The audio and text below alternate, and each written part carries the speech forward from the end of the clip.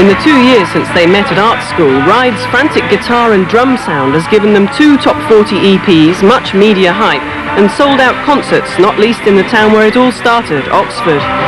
We were friends and we didn't really think about the band at all. And but we kind of discovered, you know, that Loss said he hit a few tin cans about, and like we had a few, we had some guitars, and we just sort of said, oh, let's get together and have a, you know, just have a jam. And it just went on from there. I mean, there's never been any kind of master plan, you know, to be this massive band. Mark, Lawrence, Andy and Steve played a few gigs locally in Oxford before trying London in the summer of 1989.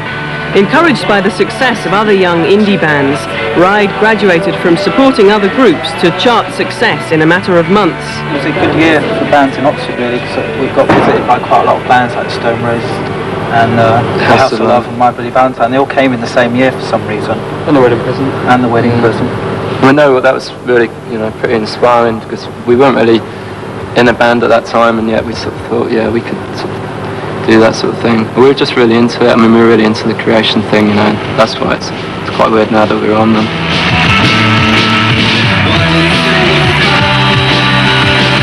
Signing with Alan McGee's Creation Records, the home of My Bloody Valentine and Primal Scream, among others, they spent 5 weeks in the charts earlier this year with their first EP, Ride.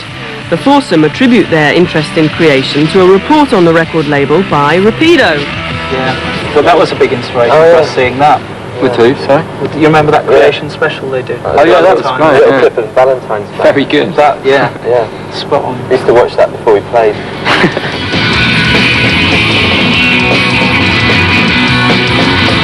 From an early guitar style that echoed other bands like the Jesus and Mary Chain, My Bloody Valentine and the House of Love, Ride have evolved their own distinctive texture of dreamy melodies and raw guitar surges.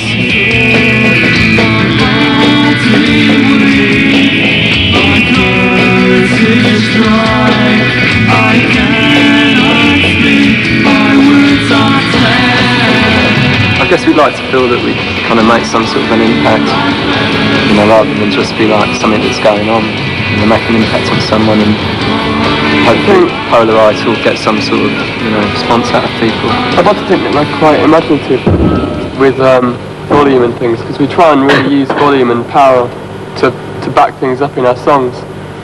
It's like you can play a song on an acoustic guitar and it sounds fine, but if you really want to give power to certain bits of the song, what we do is just bung all the guitars up to top volume. Hard on the heels of their successful EPs comes their debut album, Nowhere. Touted as the band to succeed the Sugar Cubes and the Sundays, Ride are currently riding the crest of the indie band scene. But they're wary of the media hype being heaped on them and have set their sights firmly on developing their music. We're interested in bettering, you know, what we do, but that's kind of like, you know, we'd be interested to find what we would sort of perceive as our perfect pop song, but it wouldn't necessarily be others, you know. I think as long as the four of us are happy with what we record, then that's as far as it goes, and that's good enough to put out. I mean, we listen to a few other people, their opinions, but that's not necessarily going to change what we do. I mean, we don't write songs to get into the top 40.